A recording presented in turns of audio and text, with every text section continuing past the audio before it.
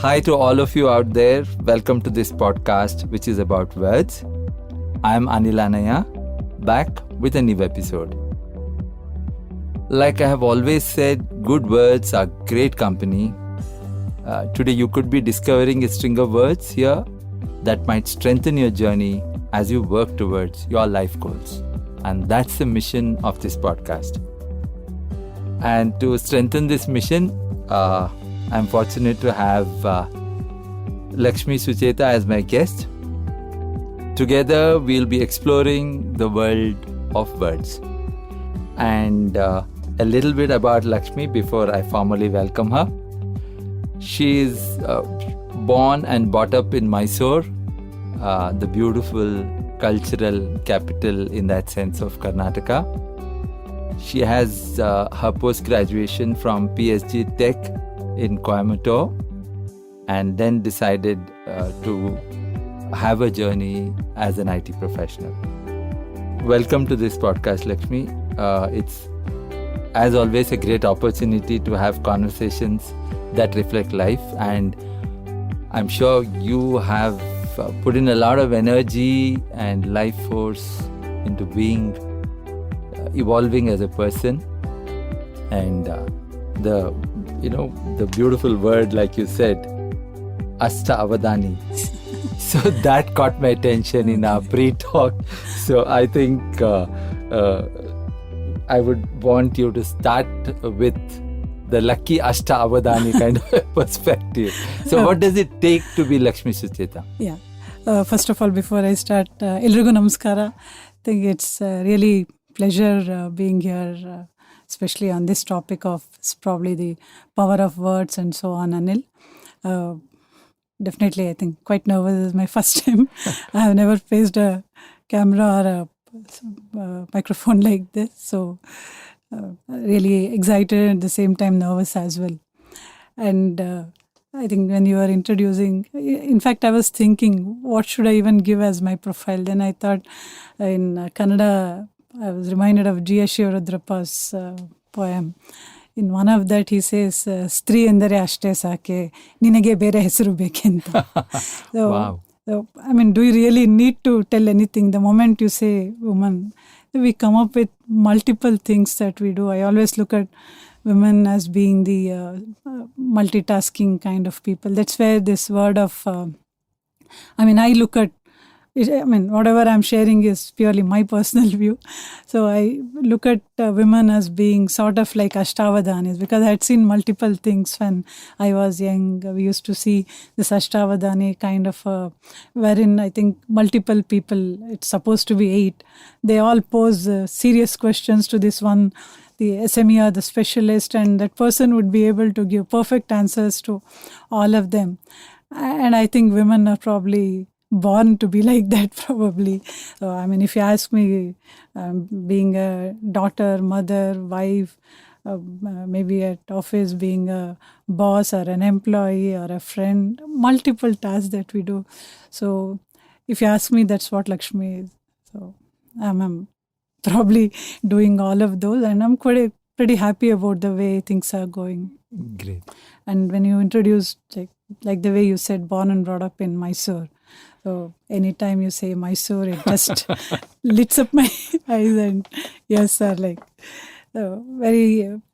And I do have an elder brother and an younger brother and a sister as well. Of course, my father just passed away 2 years back, but my mother is also here in Bangalore. So we all very close-knit family, and I have a daughter and a son, and of course my husband also is into IT, and of course my colleague here in the office itself, and very, very supportive. So if you see what really keeps us going, what motivates at least me as Lakshmi to do whatever I'm doing, that's the bonding that we have in the family and the kind of support system. And I think before marriage, probably the way my mother supported, and post that, I should say, my husband has been my the strength, and even being like a very nice, I should say, friend and a guide and whatever you want to call it. In fact, even before just coming to the studio, I was telling him, I'm really nervous. Should I really do this?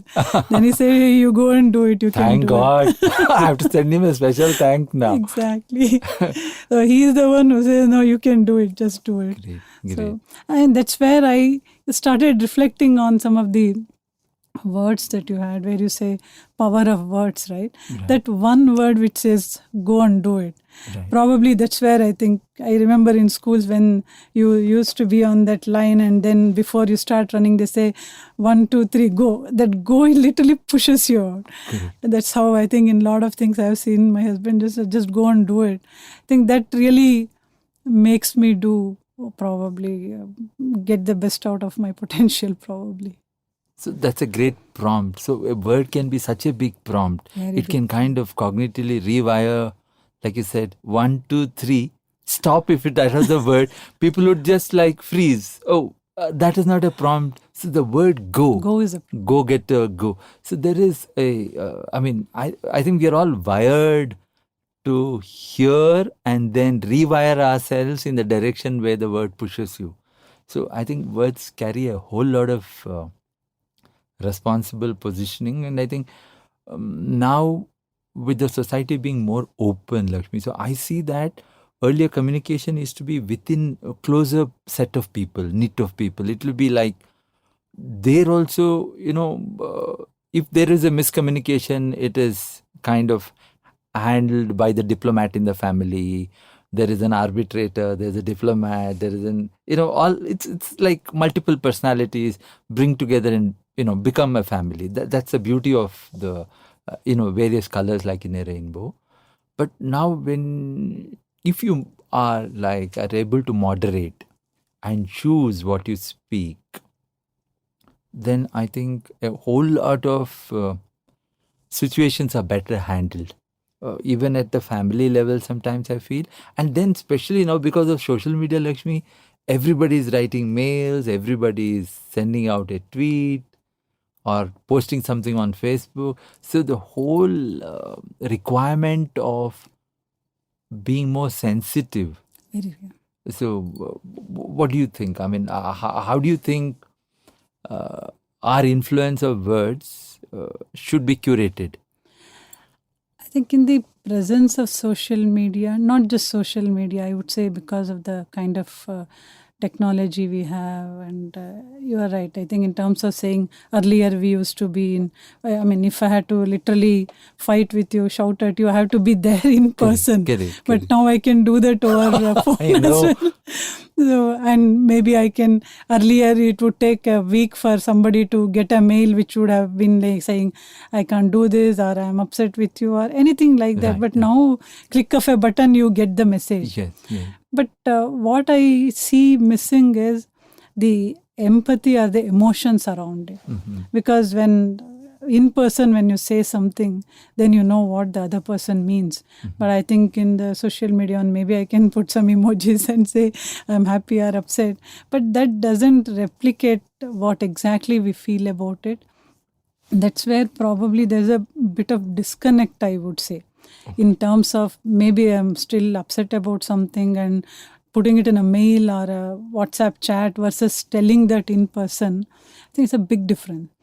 Probably words when told in person are much more, I would say, stronger than probably in a mail or a call, I would say. Call is still somewhat okay, but mail and all, it would get subsided, I would say. That's again my personal view on that. But that's very well said, Lakshmi. So that means it brings in that personally when you look at the other person in the eye, or you share that presence of that other person, and then you decide to say what you want to say.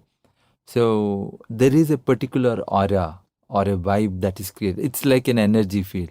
So maybe then the choice of words would be different because you have picked up different senses. You have picked up a different, or maybe the misunderstanding is less or the congeniality is better. So like you said, in person creates a better context to maybe to exchange words. I mean, there's a huge difference. Like you said, a mail can be so impersonal and, but when you actually meet a person, I think human to human there is a Nothing can replace that. yeah. So there's this quick reassembling of things, and maybe the choice of words will be entirely different. Maybe you wanted to send a mail, but when you meet and then when you actually sit across a desk and maybe ask for a cup of coffee, or that Exactly. it might say, I didn't mean to speak. You might actually speak about the weather or Exactly. the cricket match that's coming up. So that matters, correct, Lakshmi? It really matters. Really you know? matters. Yeah. So that's a very interesting point. I mean, people just want to get it out of the way. I just needed to communicate this, and I've sent this across. So you would rather say that if there was a way it could still be settled through a good call or even a video meeting, or then the best being person, Yeah. it would make a difference. Okay. Exactly. It makes a lot of difference. And also, quite a few times, I think, maybe in a mail or any indirect method, for you to sort of get a response or a feedback or a reply to your things would take some time. Right. But when you do it even through a video call or in Right, person, your feedback reflections are then and there, because you know how the other person is reacting to it, or does it have an impact on the wider family or the wider group. I think, it's the same words, but the context really matters actually. Makes a big difference, in Makes a fact. difference. So it's so important to have that aura space around an exchange, and then maybe the whole flow of words could be completely different. Completely different. Completely Yeah. different. Exactly. That's so well said. So now going back to how you are growing up, just to kind of do a life reflect. What were the first words, Lakshmi, which while growing up through your school or college, which 1, 2, 3, go, perfect. Anything else that kind of might have, it is to say what might have shaped you within the family context? Anything, like me, couple of nuggets which are. Yeah, and quite a few things. And again, I think I was preparing to talk to you or discuss with you. And when you said power of words, I thought probably that's the reason why God made us the first word that any baby would say is Amma. Correct. Probably Yes. that's the strongest word I would say for anyone. Correct. And my mother has been a big strength and great force for me, actually. If you ask me, whatever I am today is mostly because of her. And all of us, we all grow by looking at our parents, the environment and all. And I think the kind of the confidence that she has, and or saying that yes, things will definitely go fine, do it. So those are the type of things. And in fact, today morning I was attending my son's the admission was inaugural the day. morning first half. And yes. The chief guest was actually sharing his experience, and I thought it's exactly the same probably what I was wanting to share. When we grow up and all, the way at home they would teach us a lot of things are in your hand, and the way they say when you get up you rub your hands, and then if I can say in Kannada whatever we are saying, please. we say Karagre Vasate Lakshmi, Karamadhye Saraswati, Karamuletu Govinda, Prabhate Karadarshanam. What that means is Lakshmi as in the form of wealth or education and multiple things, everything is in your hand. So that's a very powerful way of saying everything is in your hand. Take a look at it. You are the one who can do decide on your destiny. So that like they are reinforcing every day. You get up and you say everything is there. There's the only thing you can look at and plan your day. And that's how we have been brought up at home, saying one, it is like the culture that is built in, and also reinforcing that faith in yourself, saying whatever you want you can see here, it is in your hands, go and do that, the education or whatever you do. I thought that was a very nice way of telling you have things in your control, please go and do that. And a lot of things that I have learned just by watching my mother, my sister and brother and all. In fact, a lot of guidance from my elder brother also, wherein it was like simple decisions on whether to go to a place for when I was just taking up my job and all. And like probably at that initial ages, no, you would think, why should I go to Mumbai? Can I just stay back here itself and give some excuse and all? He was so clear on it. He's saying, if I were your employer, I wouldn't have taken you. So powerful. He so said, powerful. no, you can't do it. If there is an opportunity, please go and do that. I think that one word literally like said, okay, no, I can't do it's not. If my brother is saying that, then it's probably I'm not doing the right thing types. And I think, and lot of influence on me from my school teachers, I would say. Right, Lakshmi. Especially Kannada teacher. Her name is Kantamani, she's no more. But I mean, lot of influence. I think the way she used to teach and some of the words in Kannada, I would say even now, lot of those are like my, give me a lot of guidance and very strong force. Like at times now I've seen her in one of the poems, she used to explain like Gadiyara Devare Ninage Otave Guriye Nadu Naduve Nintu Noduva Talme Barali. I think it was in one of the poems. That, I mean, whenever I'm in a hurry, I keep doing the things without second thoughts and all. No, it literally as if she's standing behind me and telling me, then I'll stop and say, I mean, it basically says as if you are just looking at your watch running literally without purpose. So you can't do that. Think through, take a step back and think through what you are doing, reflect on what you are doing. That I should say is like almost my inner conscious telling me. So that's why I think those are all type of things that have really sort of helped me take course corrections when I'm doing something. Then I say, no, I think I should think through, am I doing the right thing? Otherwise, I'm just running behind things with the proper no goal or a purpose or things like that. A lot of things from her that I have learned, especially those words. That's where when you said words are powerful, so powerful actually. And I don't know whether she really realized or felt that I have been so influenced by her, but definitely yes. She has been a guiding force, I should say, but not being with me, but still being with me all the time. With the power of words that, it becomes timeless. And like you said, that what you have ingrained then, out of multiple things, that was the line which has ingrained, but that has become the go-to line because it takes shape each day. Exactly. It is so meaningful across all parameters and all kinds of challenges you would face. Yes. And I think I still remember one other thing that she used to say, ನೀನೊಬ್ಬ ನಿದ್ದೆ ಮಾಡಿದರೆ ನಿನ್ನೊಬ್ಬನ ಸುಖಕ್ಕೆ ನೀನೊಬ್ಬ ಎಚ್ಚೆತ್ತು ದುಡಿದರೆ ಊರಿನೆಲ್ಲರ ಹಿತಕ್ಕೆ. So what that made me do is tough times when I keep questioning myself, thinking, should I really do this? Then it helps me think the wider outlook or a big picture, I would say, saying that, maybe it is creating some problems for me right now.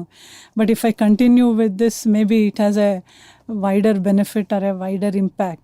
And that comes to me like almost when I am in situations like that, saying, no, that means maybe you manage the current challenges, that means it will give you a wider benefit. And if it is for a bigger cause, better cause, then probably that's a worth risk-taking probably. So a lot of, so thanks to her, but really I think she has been a guiding force. No, so perfect. It just kind of underscores the most important part, that something that we hear as we grow, and couple of things or instances where this has taken context at that time we might not be able to realize, but over a period of time, like you said, Lakshmi, it comes back to you. So that means we are wired in a way to remember. And if you are able to remember all the right things with gratitude, I think that's where the inertia is high. So I think that's also equally important, that we harbor and nurture the words which we can look back in gratitude and say that, like you said, course correction, even now it's a pause and reflect.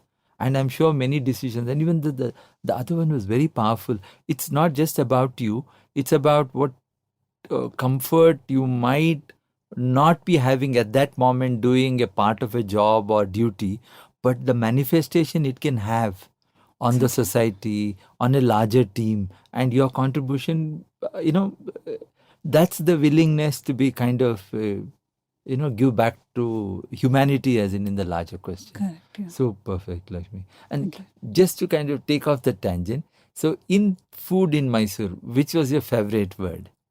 Food dessert. Yes. So Oh, I am quite choosy when it comes to food, but from sweet dish perspective, Mysore Pak is my favorite. okay, so Mysore Pak. Is that Mysore Pak place which is always told, which is always put across on all television? There's one Guru Mysore Pak which is extremely popular. I think, yeah, probably a lot of places they do that. Right. I mean, this is somewhat I heard, I think, in one Yeah, of we the have been times, because of- probably Yeah. Maharaja was Yes. given by his cook Yes. something. So which is- thanks to a lot of food bloggers, and we are able to now go. So whenever you pass by Mysore and you pass that shop, you're tempted to make a pause and quickly pick up 100 or 200 grams. Mysore. And then But that's my favorite Okay. one. Okay. But of course, a lot of other things, Right. especially the rice items that I like. So, Okay. multiple. And Mysore, that way the cuisine is beautiful. Oh, super. The Mailari dosa, people have got it's like the masala dosa, the Mailari dosa, and then it's like the food stop. GTR Yeah, the and food stops multiple. in Mysore are huge. Actually, people go for both. Exactly. They And churmuri there is quite a famous one. Yes, all kind of ingrained into that culture and that space. And quite a calm place. So, Yes. you don't, any place probably in Mysore you reach in 5 to 10 minutes compared to Bangalore where you take hours together. This I've heard. I remember about 20 years back too, I heard it from then when I was making a film in Mysore. I heard from a client. He said, Anil, anyway, 10 minutes we can be there. And now I hear from you because even now when I go to my mom's place in Mysore, so to say, Mysore is so much at ease. Anybody calls you to meet, you want to visit a friend, 10, 15 minutes, Lakshmi, you can be at their doorstep. Exactly. Yeah. I'm happy that Mysore, and I hope it remains that way. And Mysore remains the calm and the city. So that we'll have some place to Yes, go and relax actually. Yes, and you can just travel. Exactly. You don't have to think. Correct. So I come to you now we have answered, I think, most part of it in that sense in our conversation, but to kind of keep the framework of this question. So, do you find your calm, your peace with motivational and philosophy thoughts, which you're partly answered, but is there anything you want to recall? I mean, if we kind of break it into calm and peace and motivational, like what is the role of philosophy or motivational thoughts you feel? I mean, philosophy is again, I think, the guiding principles or what is right, wrong, things like that. I think as you rightly said, partially I answered probably right from saying you start your day just giving that confidence to yourself, everything is in your hand, just get up, get ready, start going and doing things. And also some things, maybe I think a lot of us refer to Bhagavad Gita and all and say, do your job, then leave the results to the God. I mean, karmanyevadhikarasya. I think a lot of us definitely, I think, follow those. And added to that, I think maybe a lot of us nowadays, because of maybe the kind of multiple things that we do or the stressful things that we go through, what I at least try and do is not so much of yoga or any of those things. It's just that I have not got used to that. But I think Vishnu Sahasranama is something which definitely helps me actually calm and take that time, because I keep playing that. And at times the breathing exercise of pranayama that I do just to keep myself calm and relaxed. And by nature, I'm quite a calm person, I should say. Right. Don't get angry so easily. But at the same time, I would say quite a few things, maybe the way my mother used to handle things and all, I've probably learnt a bit from her and my sister and all. I mean, they have a lot of patience compared to me, I should say. Lakshmi, I have seen you a picture of patience in whatever interactions I have had over the years. Oh, yeah. Because I think, and what I've seen is how do they get that? I used to probably think and wonder, then maybe some of my qualities that now I feel is being empathetic, or I mean, putting yourself in other shoes and things like that. That actually helps you calm down and be patient, because I mean, she's so quick in terms of understanding what the other person would think, do, and so on. Probably that has helped me build that attitude in me to say, because a lot of things, I would say most of the time I would do that, think through what would it mean to somebody out there when I say something, when I do something and all. So that helps me to be calm and so on. And of course, I think nowadays I don't get to watch television and other things so on. But You should try your mobile. You'll get to watch it. I'm no, joking. I don't actually, because I spend quite a lot of time in my commute. But Correct. I think watching mobile in a moving vehicle, I mean, so usually I play something that I really like and all. But otherwise, I like to travel a lot, especially with my family, just on personal trips and also. I mean, again, that what I've seen is, one, it helps you being calm, and at the same time, probably maybe later in the discussion, maybe we'll touch upon that. But I think your ability to manage a lot of diversity, I would say, be it diversity of thoughts, your diversity of ideas or things like that. And also, of course, I have a son and a daughter, so each one would have different views in terms of when we select or go to a place and so on. That I definitely love doing that with them, going out with them. And also when we travel, the whole experience of preparing for it, visiting a place, and I think usually they say, no, Desha Suttu Kosha Odu, they say. So because you will learn a lot without you yourself doing, Correct. because you would have watched quite a few things. And I mean, each place you have, or every other thing I would say is a good learning. Either you will learn to do something or learn not to do something. So either ways, it's a good learning. So that way, I think every other place that I go see, and if there are good things, they come back, try to see if we can do it here. Things which are not good, obviously, I think we make a choice not to do it. There's a conscious effort to kind of not to do that at all. And so that's the kind of, I don't say philosophy per se, but probably what has helped me in my journey of life. So what kind of words do you if you had to tell your son and daughter anything like what you heard from the Kannada teacher then, which has stayed with you, if you choose to share something with them, as in saying that this could be, and especially I think travel is a great time, Lakshmi, when I think your guard is down and the motivation is the weather takes over, the moving, car, airplane, or the locale takes over. I think there's something about it where you move out of your comfort zone, but you come into a new kind of a comfort zone. Exactly. I think human beings are meant to travel.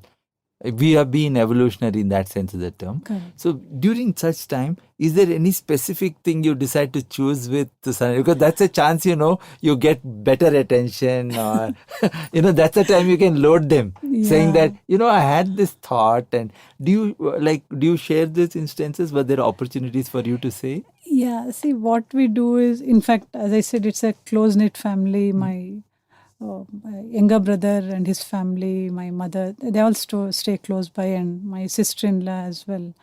So the one thing I've seen is the ecosystem is very, very important for all of us, because there are a lot of things probably as parents, if we tell the kids, they may not take it or like it. Correct. But the same thing when it comes from, say, my brother or my husband, I mean, the sister-in-law and all, I think they would look at them more as friends rather than we being okay. Especially, I think mothers are always looked at as somebody who would bring in discipline, say, don't do this, do that. Right. So that way, I think probably I'm blessed to have an ecosystem where my kids are able to get the different perspectives. Okay. And when I say something, if rest of them are also saying the same thing, then they know that, we need to listen. Mom Otherwise, is on track. Exactly. Okay. Otherwise, it's not so more about whether to listen to me or not to listen. I think I definitely appreciate it. It's a generation gap. Right. So for them, they also see that, okay, no, I think this is what everybody is doing, saying. Okay. And I think my brother has a big influence on them. Okay.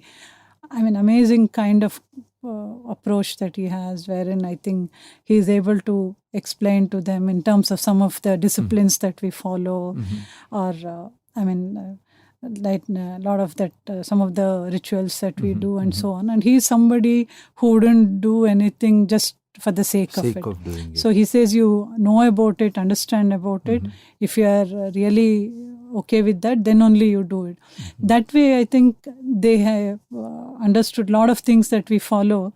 So it is not forced on them. So because what I have seen is your attitude or the right personality in you is when nobody watches you. Correct, absolutely. So, and I have seen them, they do that on their own because now they have understood. Otherwise, it would have been like my mom is telling, let me do when she is there, and when I'm not around, they won't do it. Right. But I think those type of things probably, if you ask me, have I told that to them directly? Maybe not. But I have ensured that The message communication reaches is clear, probably. loud and clear. Loud and But clear. like you said, then that must be the way the words were transacted between your brother to them in a way that they were able to appreciate, and then and they will carry that message forward. Now it's safe with them. Now it will go on to the next generation in the same way because they have been able to Observe crystallize that, have it crystallized to them in a way. So and one thing, sorry. No, not at all. Another one, I thought maybe the way we communicate also matters a lot. Right, I mean, again, my personal view and experience. My son and husband just go on a drive quite often and all. And I have seen probably that's the best time and way for making my son probably share a lot of things that he feel, and as a father, he giving his view, sharing his views.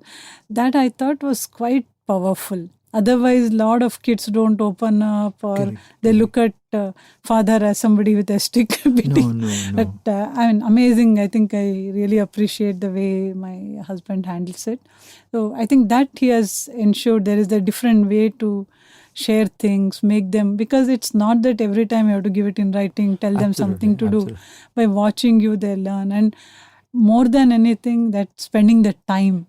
Because that's and even after a very long day, I think he would any day you ask him, every day he'll take him on a drive and then goes. I thought those are, I would say, not just the words but context and approach matters. Absolutely. I think words without context and, like you said, the communion of knowing where to speak, what to speak, and like you said, maybe this drive is a way of unwinding, and it's like a private space. It's just there and you have the road ahead. So all these things matter also. The context and the space also matter. Exactly. So if there was one quote which you think you would want to tell your son and daughter, what would that quote be? I mean, among many things, what do you think should be the go-to, not only for your children, if you would say that that's like a markup, because you have spent eons out there, from your education to work time, to having experienced life in manifolds, as in, like you said, mother, wife, and aunt, and multiple roles. What do you think is something that people should, Very, very simple thing, Anil. I think just as a guideline or a principle, don't do anything that would hurt others. Okay. Just keep that in mind. And that probably helps you take a lot of decision.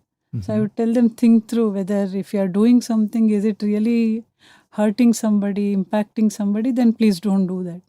So that's a guiding principle. And also, if you can't help others, it is still okay, but at least don't hurt others. I think that's another thing, because a lot of times, maybe we will not be in a position to help others, but are we being cautious, conscious that we will not go and impact somebody intentionally, negatively and all? I think that helps you build that character in you. So that anybody could look up at you and then say, no, you are somebody who will not do something which would impact others. That's something which because see, not that makes you think, be it in your education or when it comes to your work or anything, then they should not take up something which would definitely be not the right choice or anything. That would be my a broad guideline to any child. I mean, any child. Yes. I think that would make the society more humane, and exactly. I think like your choice of being empathy driven. I think that kind of hits it home. Correct. And that is much needed, I feel, now in the way the digressions are increasing. The gaps are also, I think, especially in a city, like when there is a city kind of an atmosphere, you can really see the distance between people and opportunities. Even in educational opportunities, not that everybody can make the mark to be in the right space at the right time. And I think the clamor for jobs are also increasing and changing in a very different way, Lakshmi. Exactly. I feel that. So in a way to build a more humane society and at least kind of get people talking to each other on a real level, where if not anything, they will not harm themselves at a mental health level or well-being level. Yeah, no, that again, what I've seen is the moment you start building this kind of culture, what I've seen is even small things probably makes you think through. It might be as simple as, say, take a milk packet, right, when they cut open. So initially they would just throw it in the garbage. Then I would say fine, because you can afford to buy, you think somebody will clean it or take it away. But then look at that waste segregation or other thing. That is just because I think this is what I heard in one of the multiple sessions that I attend on waste management and other thing. They said the biggest problem for cows is probably the milk packet, that when you just snip it off, right? So then they said, no, cut it open, but don't separate it from the main cover, because then it's easy to separate them out. So then I tell them, so think through that way, because then what you are doing, maybe it's not hurting you, but it's really hurting an animal. An innocent so please animal. think through. I think then they get very cautious before they do something. I don't know whether they are able to avoid all the things that they do, but at least they get very cautious of what they do. It's a start point. So you need to communicate sometimes, and then I think communication can lead to empathy if it's designed in a proper way. Exactly. In a way that people are able to accept and absorb. So somehow I feel that we end up, how much part of the day you think is important. Like I don't think a day starts, like you said, from self motivation of go through the rituals, and as you step out from a good morning to a good night, I think a whole lot of transaction happens between words and give and take. So but you'll have to express. So when you're angry, you really have to express. When you're not, you cannot, all kinds of emotion should be given room. You cannot curtail your emotion just because the choice of words have to be there. So in all these challenges, do you have anything like a secret sauce which you have in the way to kind of go through a day? And then, like I said, you are a picture of patience, and you really think through. You really think through before you say, Lakshmi. That's something which I've observed. You would not immediately, just for a repartee. So then, how do you moderate that? Like you internalize the words first, or you think, and what is the right thing? What is the context? How does it help? How does it become something like a... Yeah. I mean, as you rightly said, probably I'll get angry. Right. When I get angry, maybe I think the way we react, obviously I think everybody observes and then they understand. So, I mean, I have a different approach when I really get angry. You need to get that out. You need to vent it out. Right. But at the same time, literally not shouting at somebody or anything. So, again, is my personal choice and way of doing things. At home, if I'm there, when I really get angry, what I do is I thought let my anger also get converted into something useful, meaningful. So instead of shouting, fighting with somebody, I start like cleaning my cupboards or cleaning the house. I can do it very fast. Okay. So the whole family will know if I'm really angry. So the cupboard is getting cleaned. So today is not the day to ask for dinner. Yeah. Then they will say, okay, fair lady has become fire lady now. But that's a very I think that's a very productive way of Exactly. it could be this is very nice, Lakshmi. It's a way to get the job done then. So all they have to do is get you angry. Keep a task in They place. don't do intentionally. No, that of course. None of these circumstances emerge intentionally, circumstantially, but the way you put across that energy productively, I think there's a lesson in that. Because what I've seen is, as you have seen multiple times, I don't react just like Right, that. right. And 2-3 benefits I've seen with that. One, as you said, cupboard gets cleaned, our house gets cleaned. Right. But that's only a side effect of I it, know, I would side say. effect. Right. But that gives me some time to think through, Okay. am I really getting angry for the right reason? Very nice. Okay. And something that I have just built on my own is, if I really feel that was not right, I go and say sorry. Okay, that's wonderful. That I have seen. For you to accept, I think that you need to build that character in yourself. I mean, same thing even in my other professional side also, or be it on personal side. Obviously, maybe there are scenarios where I get angry, and generally I don't fight, shout and all. Right. But I think if I really feel that no, it was not right, go and apologize and then do. That actually so is giving me that time. Right. To think through, really because- know if the perspective was right. So that's how, and by then if I know it is right, then I know I would have built up my complete sentences or whatever I want to share. So Right. I think then I would definitely give that message, but not in as a knee-jerk reaction or anything. So that kind of moderation also helps. I think what happens is sometimes in our anger, you can break a thing to a process where it cannot be rejoined again. Rejoin, yeah. Like they say, the tongue is sharper than the sword, so to say.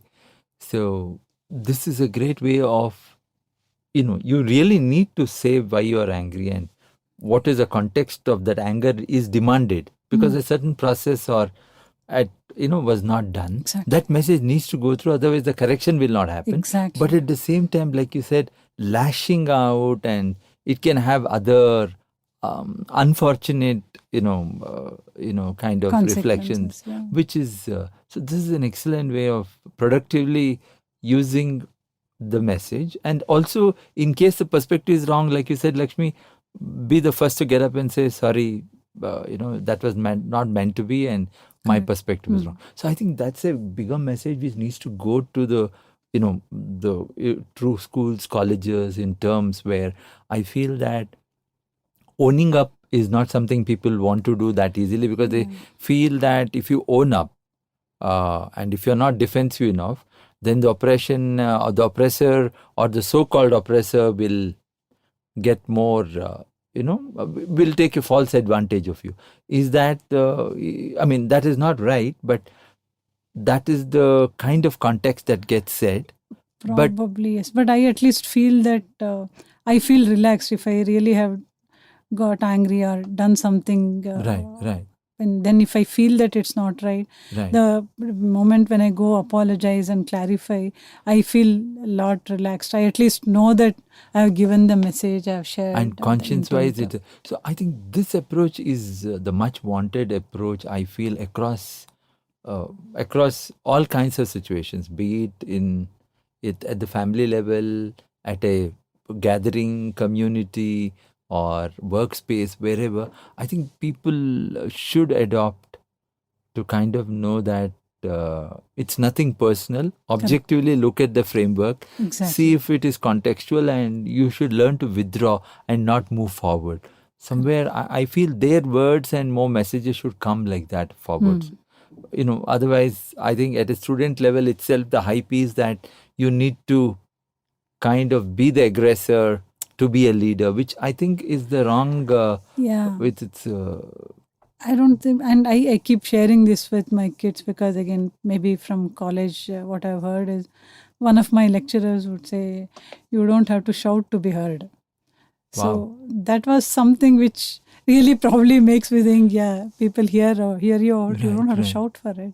Right. So we have to be careful on that. Yeah, no, that's a huge message. And today's everybody's on a short fuse, Lakshmi. I mean, I don't know, it's the atmosphere is such that people are quick to Very quick. very quick. What I've seen is it has become more like a, I don't know if that's the right word, but like a disposable culture. Yes. Everything has to happen Right. and very quick and only for short durations and so on.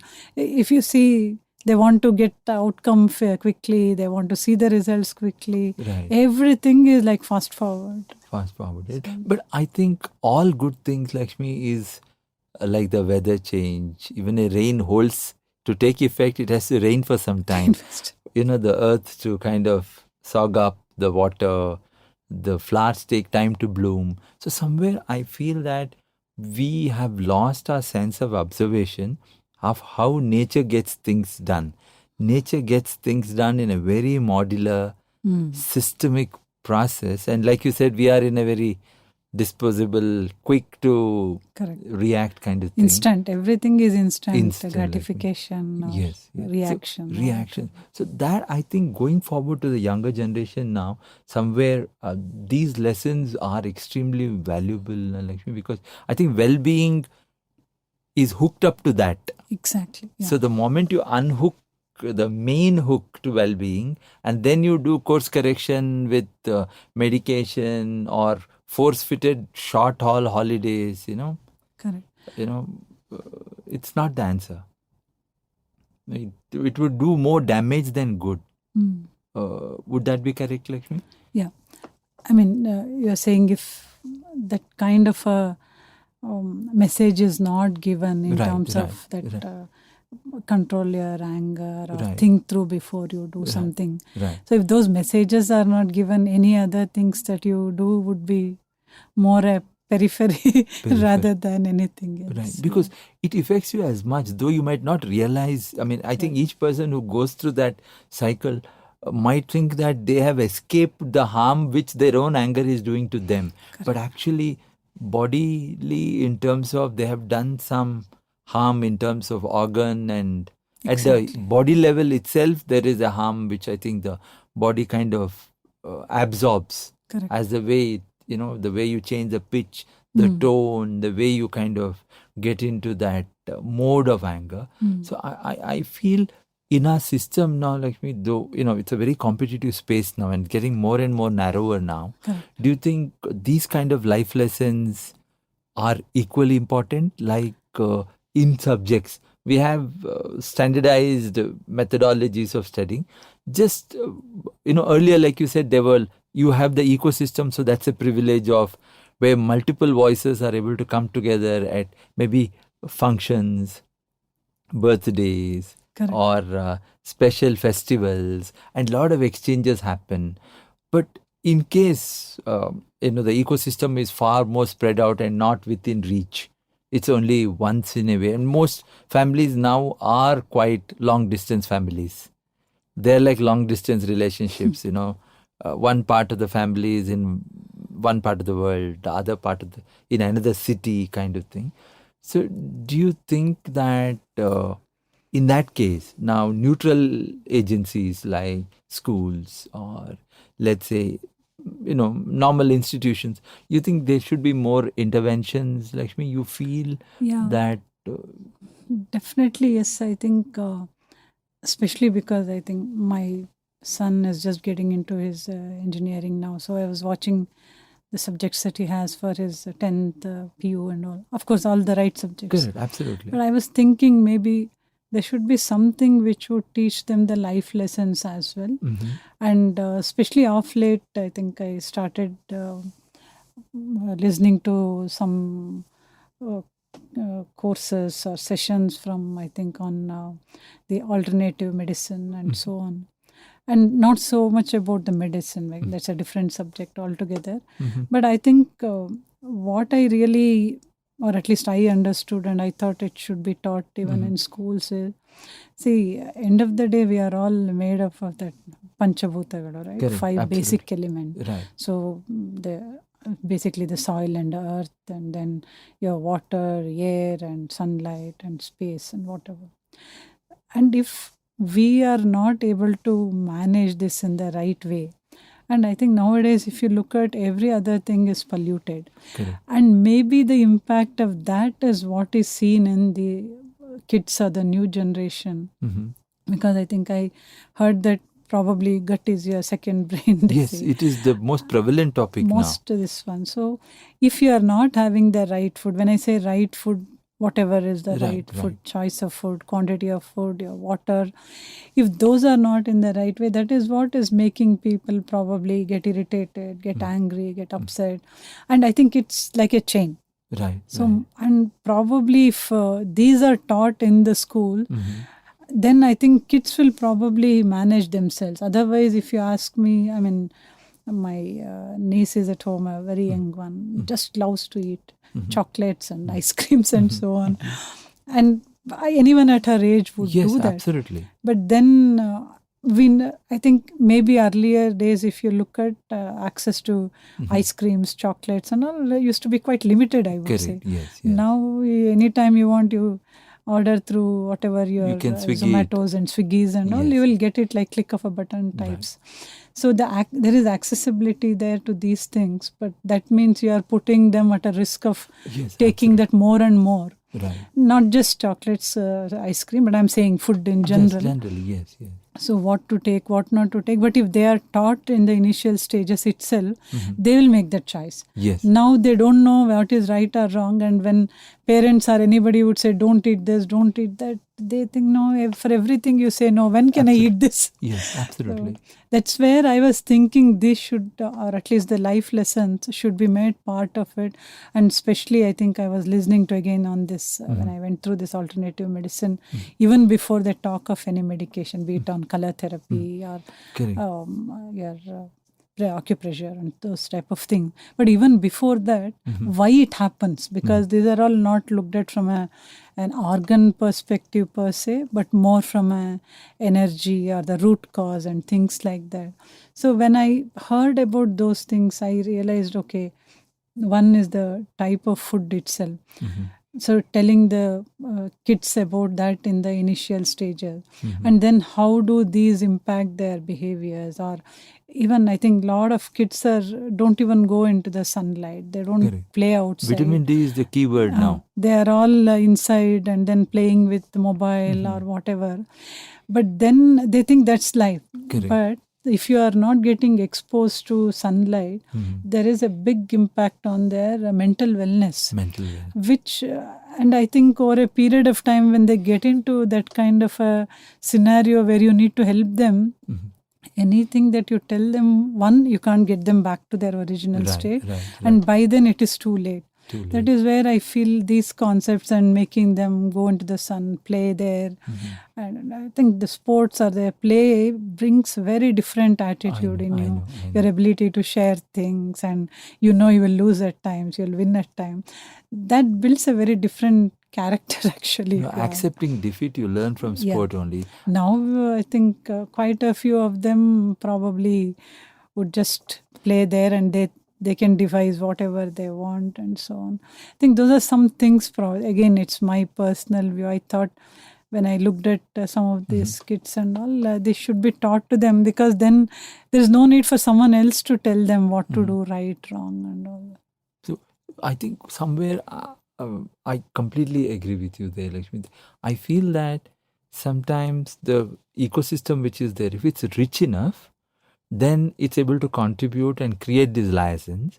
If they are not, if there is kind of a grievance of not able to reach to the right kind of information or influence, and the wrong kind of influence comes very easily. Because that's the tantalizing communication. It's words again, but used with the spirit of selling, influencing, and tantalizing, and selling something which is attractive and instant gratification, like you said. But in the long term, the person who is the consumer or at the point of receiving information is misguided. But if there are neutral spaces, like let's say at schools or colleges, as important as other studies, that's a very how to powerful live. Yes, I think how to live well, productively, and optimistically. I mean, that has also become extremely important now. Correct. That people need to be optimistic enough to accept the life with its twists and turns. I mean, there is nothing called a permanent space of happiness. Exactly. You will have to ask for it, you have to work towards it, and then grasp it and hold on to it Correct. till the time it is permitted to hold on to.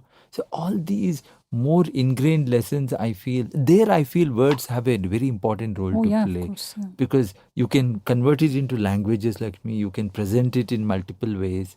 So I feel that, Very like you powerful, said, actually. it's very important. And Because, I mean, again, another Kannada thing Right, that I right. feel is Mate Muttu, Mate Mrityu, they say. Wonderful. That can definitely, it's like a do or die kind of a Right, thing that can right. guide you actually. What Right. is right thing, what is wrong thing. No, because I feel that across all senses, when you hear, or even through other ways where words are communicated to you in case of hearing impairment or any kind of differential ability, but still communication is the key. Communication. Is the key. It could be somehow you need to kind of get through to the other person. Correct. Across, not only across people, I feel across to plants, to animals, everything is established now that there is a communication going through. The universe is forever whispering. Correct. If only you choose to keep your ear Yeah.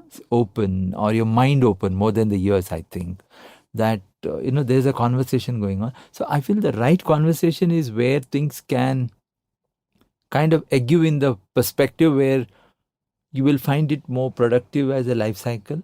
Correct.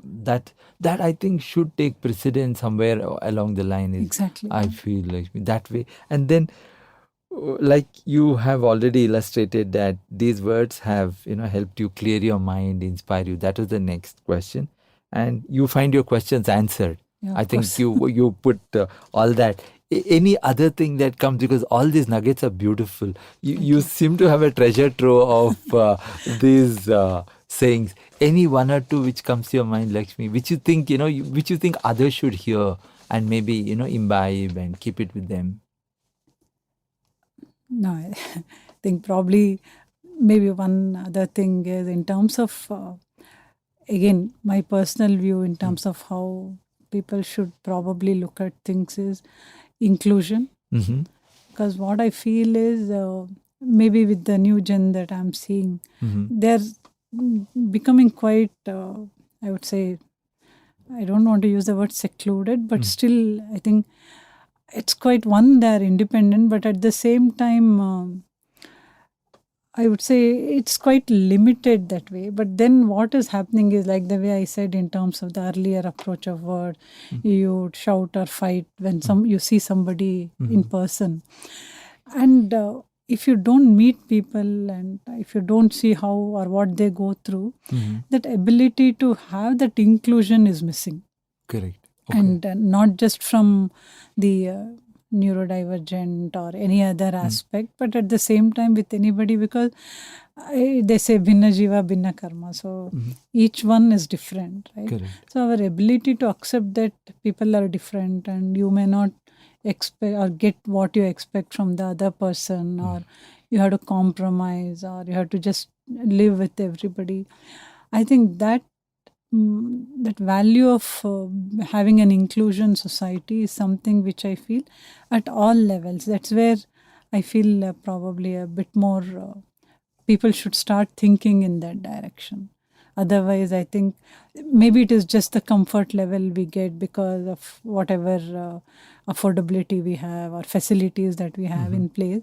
Probably that's making people more and more just stay in your comfort zone, be at home and things like that. Otherwise, you need to step out, see, then probably you will at least appreciate, acknowledge that there is a different set of people, environment and so on. That's something which I feel probably everyone should look at. And culturally, I think we have become extremely goal-oriented. I mean, in the sense that we've been given narrow pathways, at least till you reach a certain point that, it's like a racetrack and That's why my teachers this one saying, "Whatever Guriye Gadiyara Devare." That keeps making you think through. Okay, are you doing the right thing? Why are you behind this? Right. I think people should probably use something like that. May not be the same thing, but similar one, just to make them take a. It's always good to reflect back on what we are doing. So take a step back before you take a step ahead. Step ahead. That Okay. I think is something. Then one important thing that I always think, from coming from you will be important. How do you think, kids now are choosing? Now you have a son and daughter who are also at the threshold of going into the world and, making active choices. How do you think, how important it is to be on a path of a career, having a purpose, having chosen to be whatever, and at the same time you are self-fulfilled, taking that on, that kind of an angle. Do you think in earlier times there were harder times and, there were different challenges? Correct. Now with the society at a different level of, conveniences at least, do you think institutions should say that please choose to go in the direction which will keep you on a better, well-being kind of a structure? Yeah, I think as a society, probably that message should come. Otherwise, I think it's going to be a rat race, and everybody probably focusing on that. At times I keep wondering when I hear the percentages they get and all 99.99. Even then they are so disappointed. Why am I not getting that 0.01? Yes. What see, it's like if everyone is on 99 and above, then that 99 also doesn't mean anything. Right. But I think because of the affordability and because of the kind of comfort they have, I think they have an option to choose what is really passion for them, what do they like and all. And at the same time, I think it has to be a mix of both, one being self-dependent, economically viable, and at the same time do something which is definitely helpful to the society, be part of inclusion. It's easier said than done, but Right. I think unless you see the whole society becoming that way, it's not very easy for you to ignore things around you. But I think I see quite a few of them take that decision as to what to do, what not to do. But it should not come at a price of saying just because someone is not able to do something, take that path, but should be more out of passion, because there's no job is like right, wrong, or less or anything. Absolutely. But whatever you do, do that with passion, then at least you know you are doing your best. Right. I think do your best and then leave the rest to the God. But I think that way I would say my kids quite matured that way in terms of deciding on what they would do, what they want. But it's so important that they're making the right choices, because it's a long haul. It's a very long haul. Very long haul. And just because the society looks at it through different lens of this being less, that being more, somewhere I think children are also burdened with the viewpoints of others, and there's a silent burden I feel that people carry, that there is a prejudiced outlook towards certain areas and not, and your most productive self might be lost. Exactly. Because you are not daring enough to say that I don't care what others think, I am going to do what I feel is right. Not many would be made of that metal. They would think that what would, So I think we should open up more communication and create more active choices where you don't have to be there at that goal because it's somebody else's aspiration. You can just be what you are. It might, you think, help the society kind of bring down the anger levels, frustration, because everybody is playing a role play to satisfy someone else's dream, actually. Someone else's dream. So how do we come out of that? Do you think words, or is there need for more cultural discussions, more books being read out? Like you said, Gadiyara, part of it was, it comes out as a perfect thing. Let life be productive, but let it not be a rat race kind of a mission. No, I think one probably more and more leaders, as in people who can influence Right, the right. way of thinking. And I think schools and colleges, no, your early years are so important for us. I think if we can give that kind of a character and attitude to kids Mhm. to say what is right, wrong. Correct. End of the Rashmi. day, you may have some compromise or take a decision at times, Mhm. but not necessarily that you are forced to do something which you don't like, or at least share your views. Because again, I think it's a tricky situation very because tricky space it that is, Lakshmi. age is like Yeah. probably when nowadays kids are so influenced by the media, they Correct, may think absolutely. they are the superstars and Absolutely. heroines of those. Absolutely, absolutely. That may not be their strength or may not be even a long term passion for them, yes. but it's not very easy to find that out. That's where I think having one, of course, I think parents and others would also guide, tell them if that's the right line of choice. I think nowadays you see, I think Absolutely, multiple options for you, Yes. but at the same time building that self, like deciding on what is right, wrong, Mhm. that has to be built as an attitude and a character in oneself. And also, I think finding out what you're good at. Ah. We have tools now in kinds of metrics. You go through an analytical kind of set of questions, and it could give you a graph, as in where you are, where you can be most productive. How is your psyche balanced or imbalanced? It's like trying to be a gardener without a green thumb. That is also dangerous. Dangerous. Whatever you plant, you're going to kill. Correct. And that's going to be a lot of unfortunate Yeah. incidents. So do you think more time should be spent by the society in finding out the child has aspiration, but also is it something which he can lean on?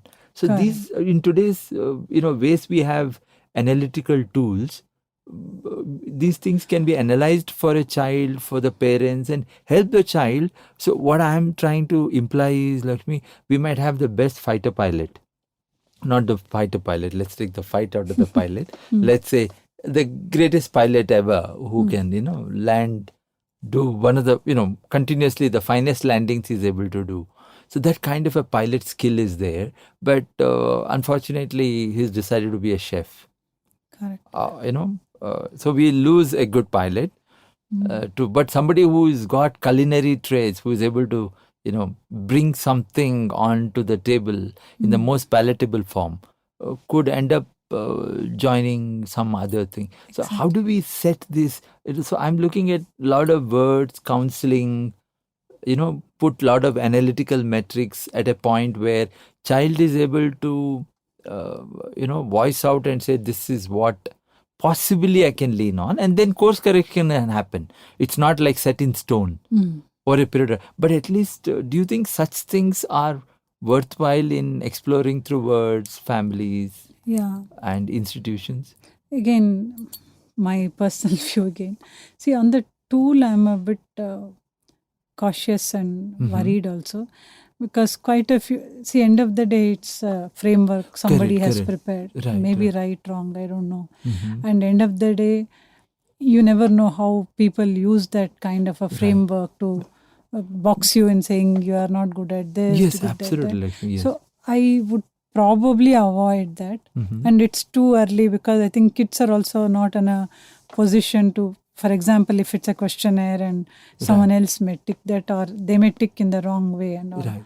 But more than that, I think probably in schools and colleges, I have seen in some colleges they do that. Give one subject every year to just whatever you like. So don't give them marks on that. That's okay. So you allow them to take a subject of their interest, but should be very varied. Like, as you said, maybe cooking or anything, like painting, anything for that matter. Then I think because the moment they do it, you will know whether they are good or not.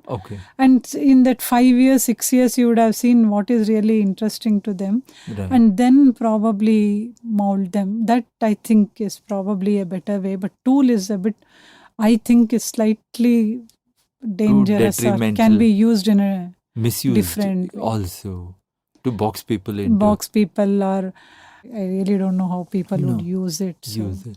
But it is important to kind of help people reach their Exactly. personal alignment to something where they find joy. Hmm. Because like just before this, I was talking about the Happiness Project, the book, which I was listening on the Oprah show.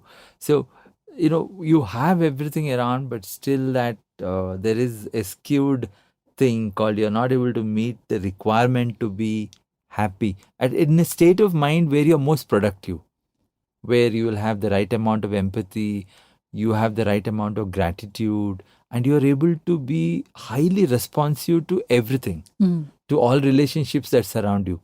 That kind. So I think that's an opportunity which every human being deserves, Correct. irrespective of where they are.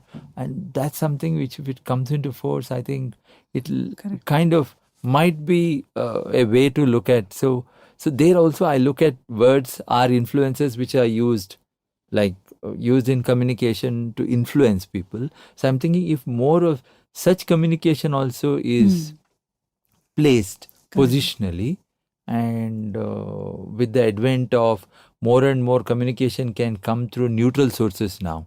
I mean, you have an AI weatherman and you have a newsreader. So the prejudice part of it, actually, when I was just talking about that thing which I was listening on Netflix, so I was telling if prejudice can be reduced, if you Correct. come to know that, because human beings are highly prejudiced even when they create the framework, like you said, boxing. Correct. So if there is a way that technology can help bring more neutrality, where you don't come with any side of the view, that this is my view because I'm brought up or that. So I think people will Yeah. generally benefit in.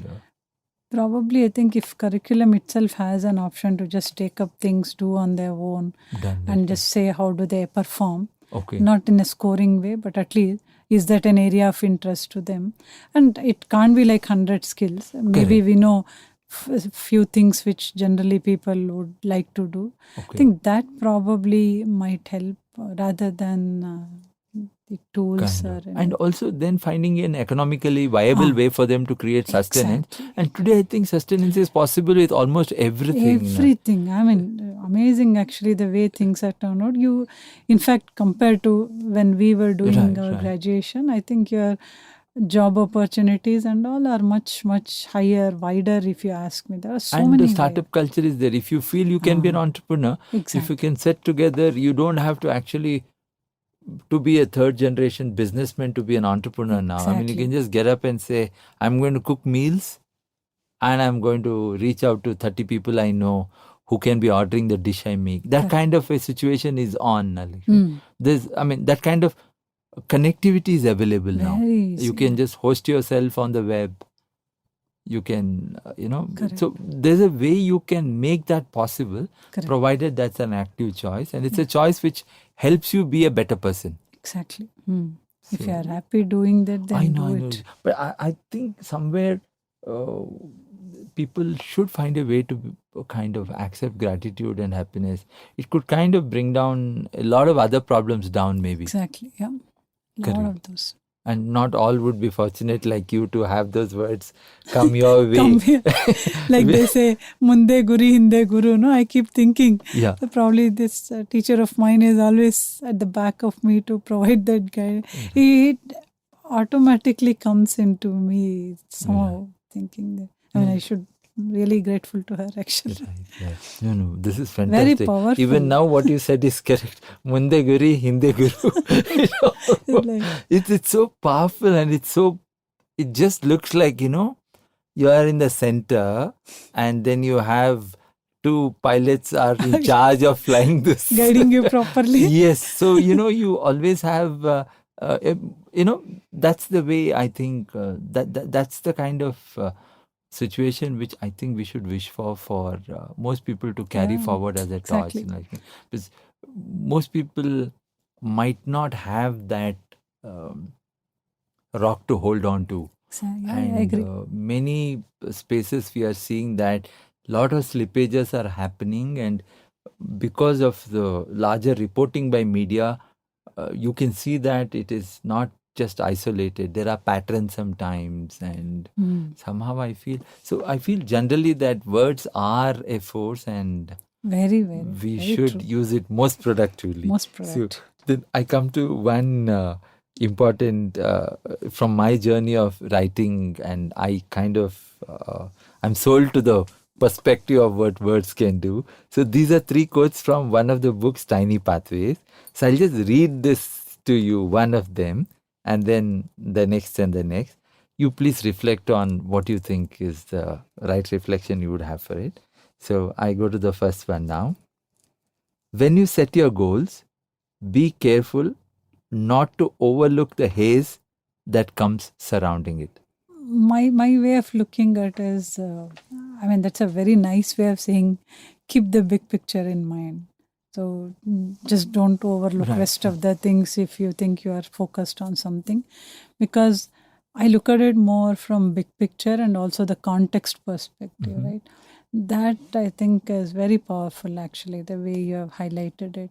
And I think otherwise you are like saddled and then you just look at this and what you do, like Operation Success Patient Collapse type of things. No?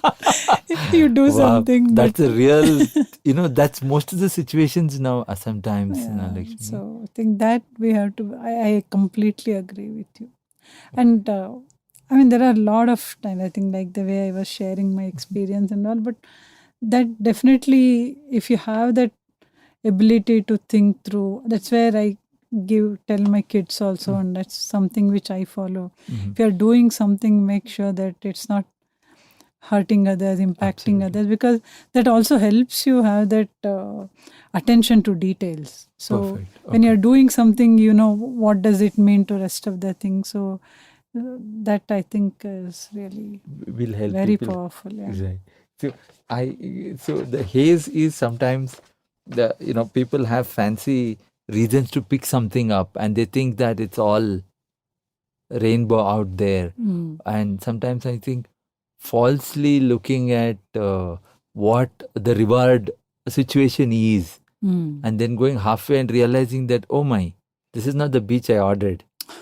This is a lake which I ended up. I really wanted to see the wave. So I think more counseling or more in the whole life path, if it is told to people who make choices Correct. or suddenly knee-jerk choices, like you said, it should not hurt anybody. Mm. You might end up getting into a business without realizing that you might be getting into a skewed force by default.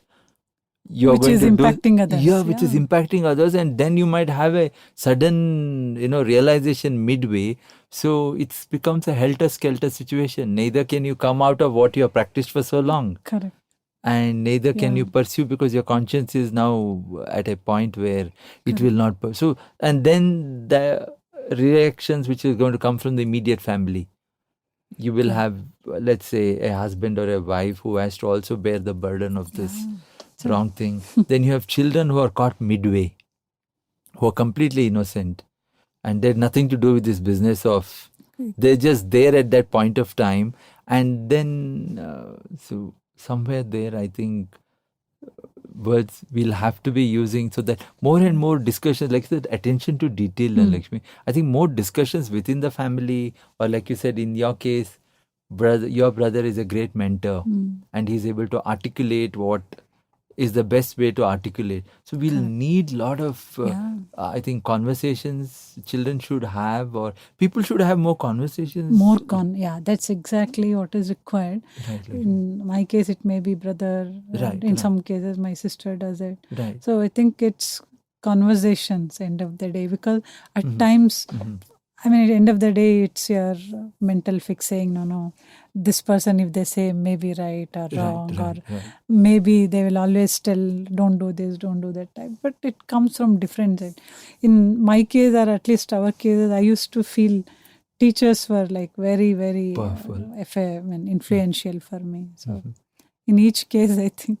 But a conversation, or at least some kind of a guided conversation, is a must, where, or more like a mentorship is very important. So I think even across the systems, I think we need lot of mentors who are able to maybe look at a group of kids and say that these are my type, personality types, or I have been through this journey, so I can make out what will be their possible challenges, both psychological as well as economical, as well as relationships. I think people are like patterns now, Lakshmi. I mean, more or less. Exactly. And we have reached an interesting space in the evolutionary cycle that more or less enough analysis has been done. Yes. I think So you cannot say lot of data. Lot of data is there. So maybe we can use that for good to say that, look, this could be your spaces where pitfalls are there.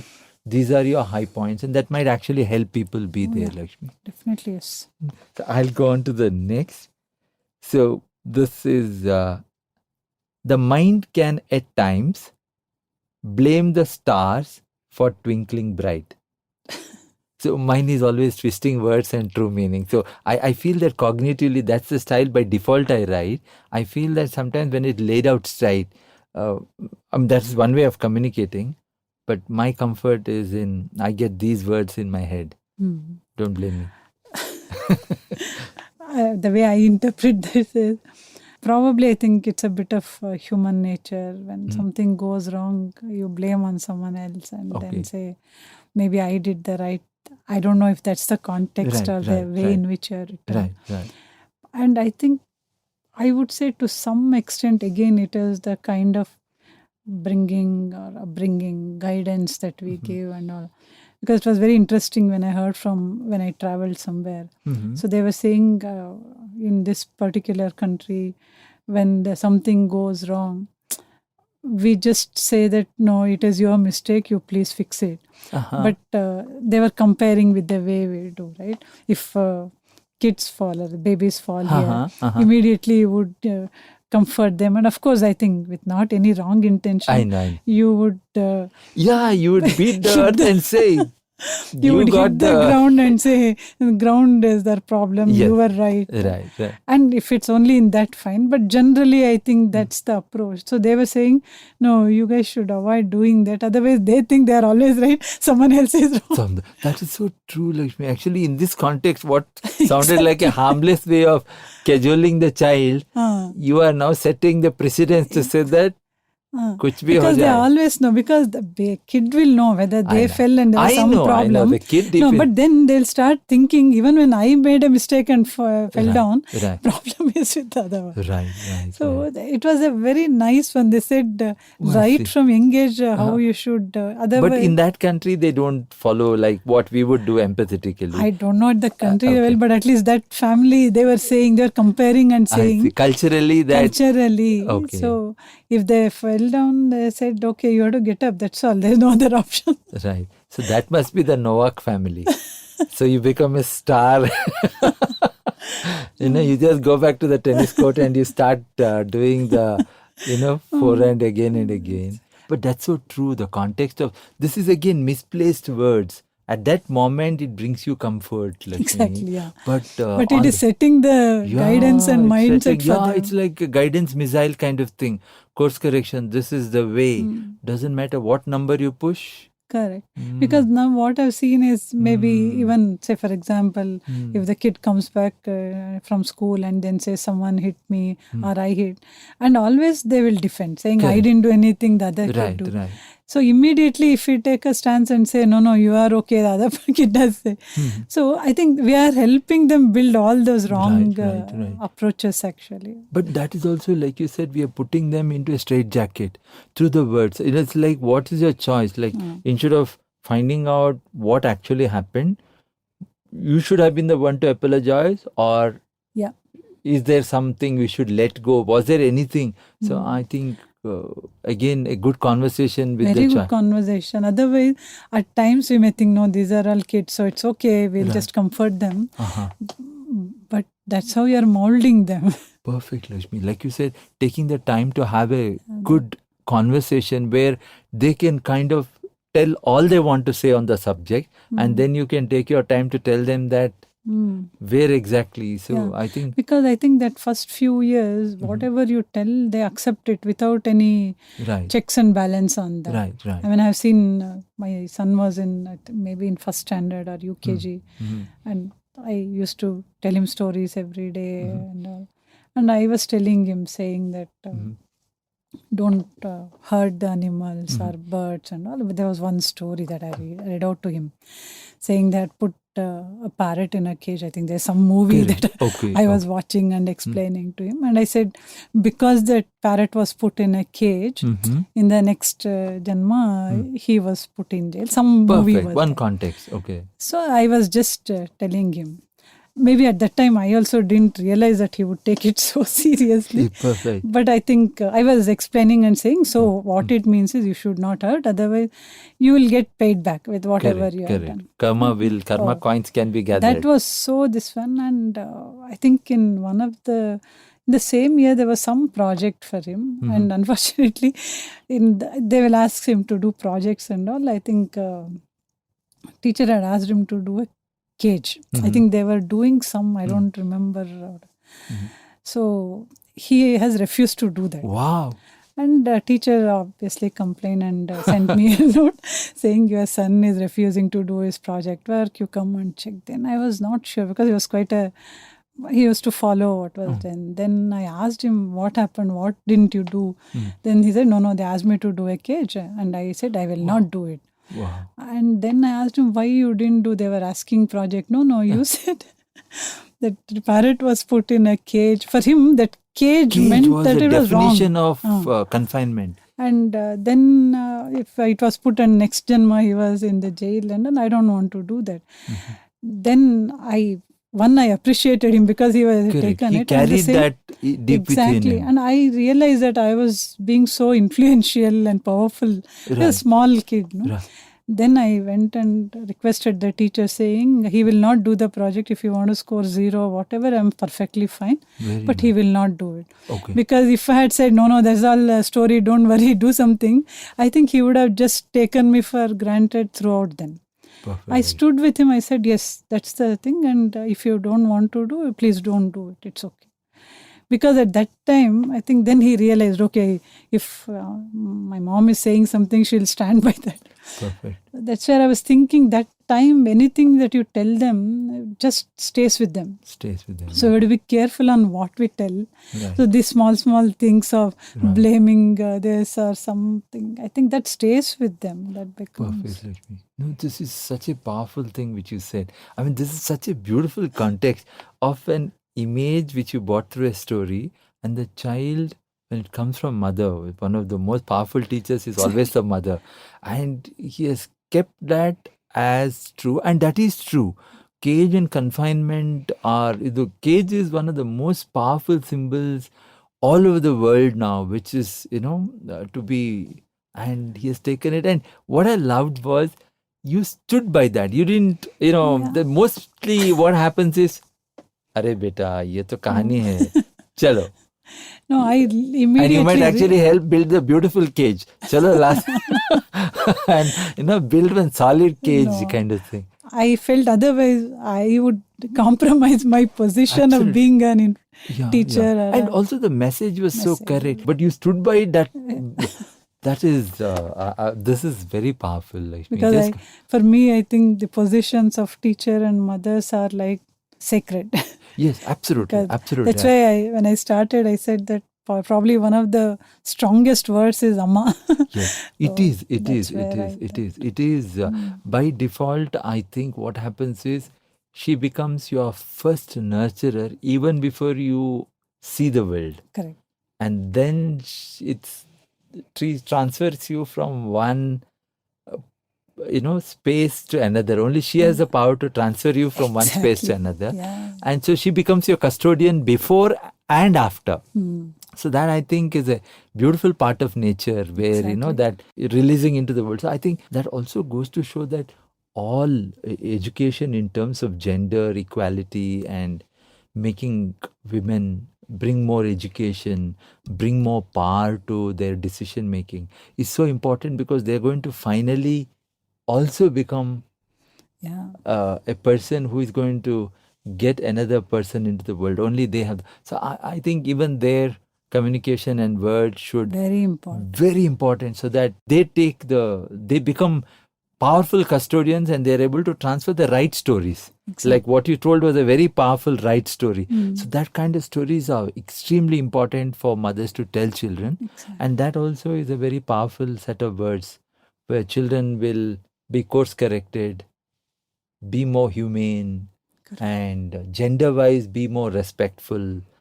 So it kind of, I think, so everything kind of connects better if the words and stories are connected better, Yeah, Lakshmi. that's why they say, teach a woman, you will teach a generation. Yes, yes. It's so powerful and so important, powerful. and it's so important. So I think it's coming through, and United Nations with its multiple programs in terms, at least there is a neutral organization which is putting these things on precedence, saying that you don't want to hear it all the time. Maybe people just switch off, but at least there's a World Economic Forum kind of mandate.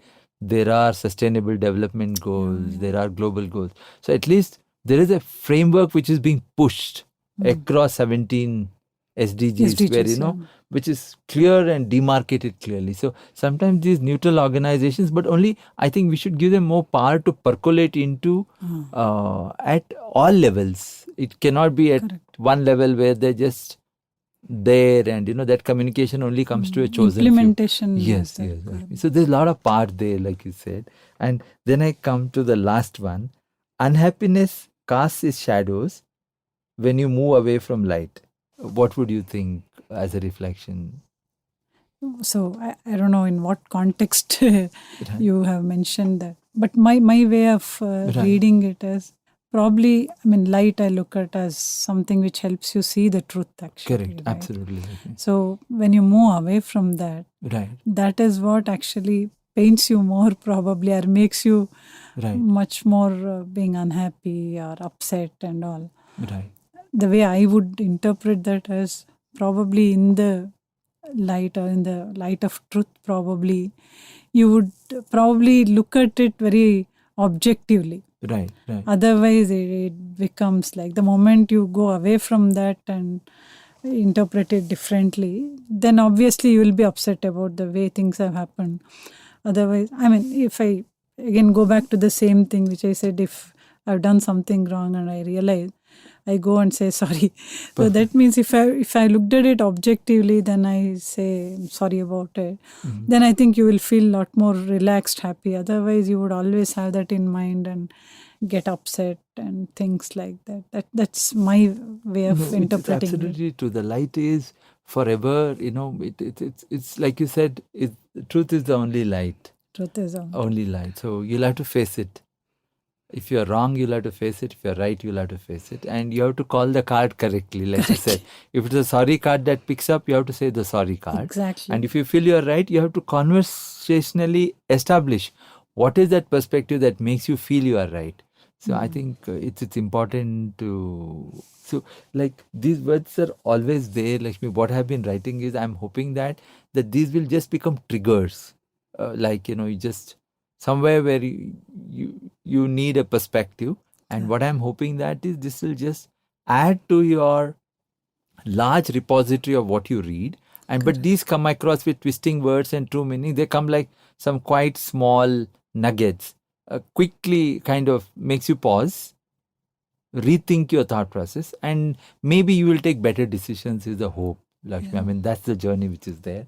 So that's where I'm on to. And no, that's such a nice thinking that you have, and really nice to see that you're putting efforts in that direction. Really appreciate and admire quite a lot. I think the way you do a lot of things I've seen in other scenarios, your attention to details, and amazing the way you focus on, and in this case especially giving it back to the society, or at least help them in terms of looking, because they're very powerful words. I've seen a lot of like, hey, you are making a mistake, you pull it back and put you on track type of thing. Very good, actually. Very, very true.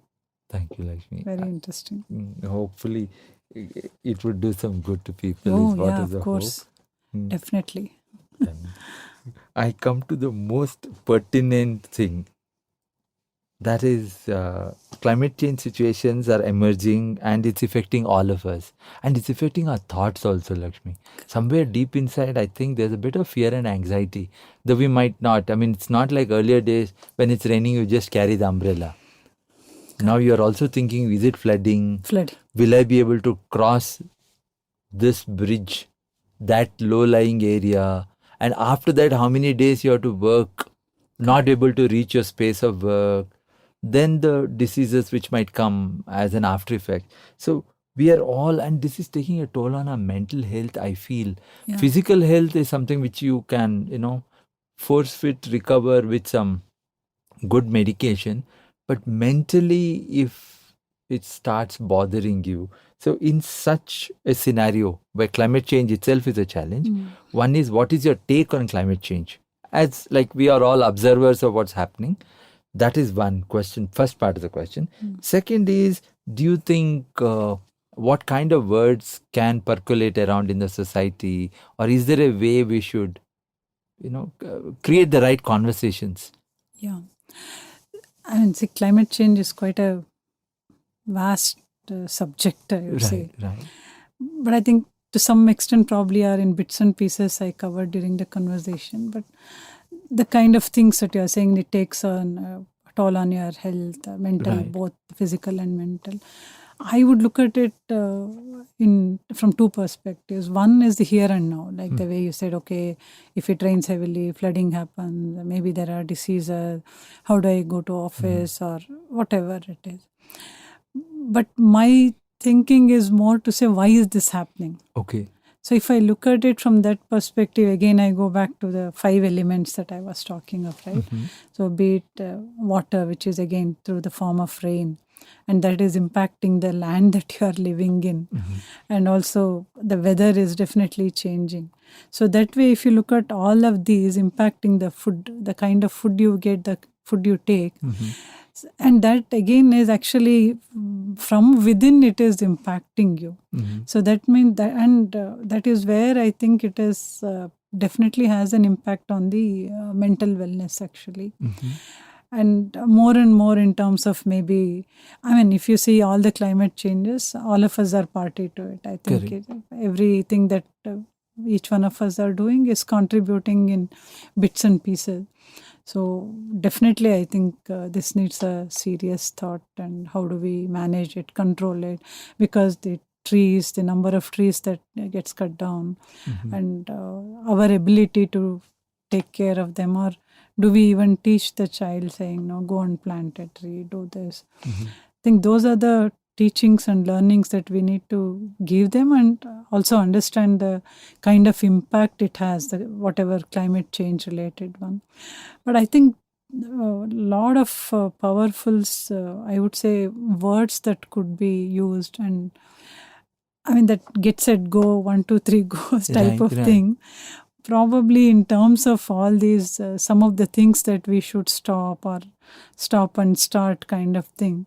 I think this should come as like small actions that we say, everyone please go and do this. And the moment you make everyone do it every day, it becomes a habit. Right. Yeah. I think they say tiny habits, right? That builds your character. But if we don't do that, I think then we are all like, we'll just keep watching what is happening. But I think that get set go, please do this. Like, I mean, be it your waste segregation, or not wasting water, or don't use the plastic, or whatever your reuse and refuse. We say refuse, reuse and all. I think that actual intent behind that and how to do it. Because a lot of time when we say something, do this, they will not know how to do it. Correct. So if I stop taking this, what else will I do? Right. So I think we need to think from that perspective and also give that guide. And that's where I think empathy makes a big difference, impact actually. So if we say something, don't do this, so not doing that, what does that mean to the person? Right. So if they don't do it, what else to do? Right. I think in that context, we need to think through. Definitely, I think needs to be taken seriously. And words definitely are powerful. A lot of things I have seen. If you just say, stop this, don't do this. And that should happen at the right age, the right time. Correct. Then it has the right impact. Otherwise, later on, if you say, I think it won't help. Like the way I said, kid falling and we blaming the floor. Right. And similarly, I think and I have seen, especially in one of the schools where we work with them very closely, there it is taught in the schools how to segregate the waste, or what is right, what is wrong. And that's so powerful when they come and speak about it. I don't think there's anything for them to learn from us. It's most of the time we learn from them. Right. And I feel so happy that, if at that age, if you are told not to do certain things and if they can continue with that, amazing actually. Then the society is built in the right way. Correct. And that's where that age, I think, is catch them early is a word that we hear in quite a few things. When you really want to Make a change. make an impact, I think we should start. That is where I thought life skills should be part of curriculum for them. Done, Lakshmi. Then I think if they learn it, if they understand it, like the way my son's example I was giving. Correct. And there are small things that I have seen when we say at that age, I mean, it definitely has a big impact. I mean, do we have time? Yes, we have, Lakshmi. So, we have. Very simple one. I don't know, I think in Kannada we say Angalalli Vadra 6 ತಿಂಗಳು Shani ಕಾಡ್ಸತ್ತೆ. I mean, don't kick anybody. Right. It's a saying Right, that it's a you very will suffer powerful for saying. 6 months, all those type of things. Right. So maybe like at home, brother, sister keep fighting and one kicks the other one and all. Then I used to say, no, you can't do this. Right. Then this happened. Then I think in the outside in the I think apartment he was playing and somebody kicked him. Right. This guy came without any, not Retaliating. giving it back to the other kid or anything. And then, but he came crying. I was like, asked him, if somebody is kicking you, why are you not at least telling him that he is doing the wrong thing? Stop him from doing that. Immediately, it's okay. Shani takes care of people. The karmic viewpoint came immediately. Shani will take care of him for next 6 months. I mean, thing I'm saying is everything that we say is so impactful. Right, absolutely. And if we can tell them the right thing at that age, just imagine, no? If I tell him that you can't throw garbage like this and all, that I think he would just follow them. Right. Right age, right? I mean, kids actually teach us quite a few things. Then I realized, wow. Then I told him, yes, that's the right thing. But when somebody does something to you, you should at least learn to protect yourself. Right, absolutely. So I think a lot of things. I mean, kids have really taught me and a lot of my approaches, I would say. No, but actually, Lakshmi, when I look at kids, I really look at it. Oh, here is a doctor, here is a pilot.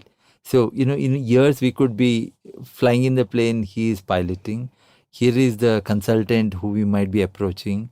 And there is that person who is going to build the next bridge, or he's going to build the next technology revolution. So what I'm saying is they're all miniature versions. Just give them within 20 years, Lakshmi. Before you know, they are the professionals. Where you are standing in front of them and they are the people, they are a part of the value chain.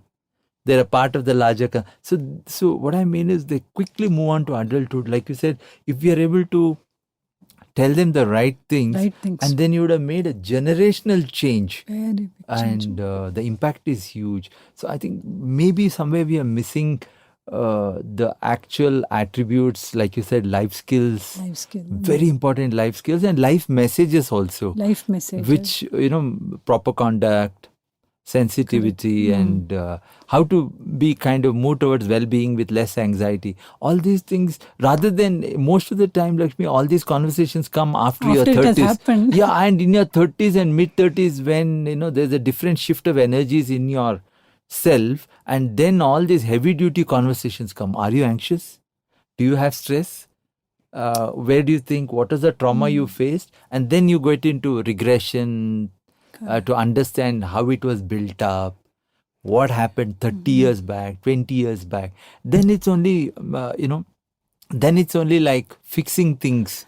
Preventive before it's broken, I think, Lakshmi. But I think it's not that all of us are qualified enough to do that or capable of doing that. Right. I mean, I was just sharing some simple examples of when I realized that anything that you tell them at that age, and at the same time, how do we stand by that? I think makes a big impact. No, it does. But then have I really taught them how to handle stress. Man, I don't know.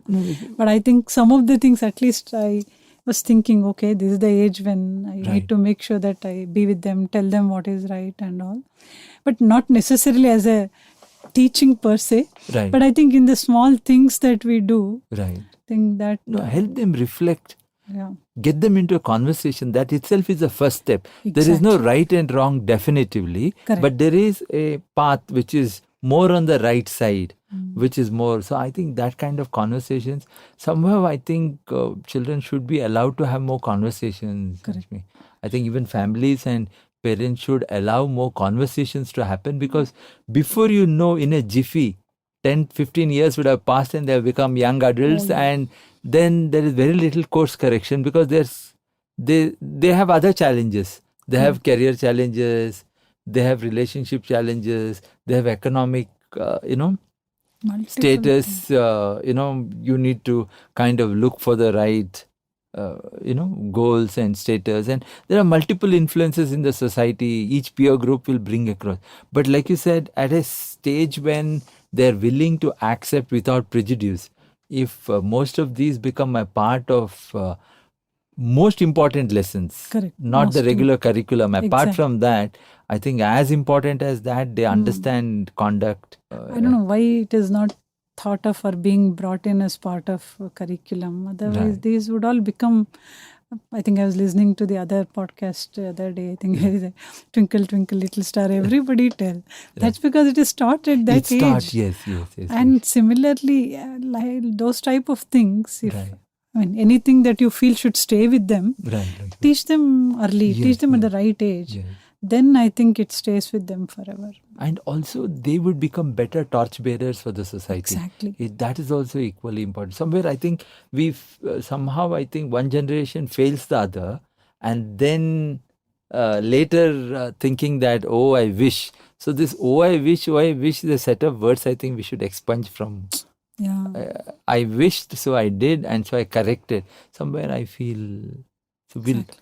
hope for a better conversations to happen. And Lakshmi, Yeah. I think within families, everywhere we need better conversations Exactly. to happen. I agree. So with that, Lakshmi, I think thank you for your time, and it was great.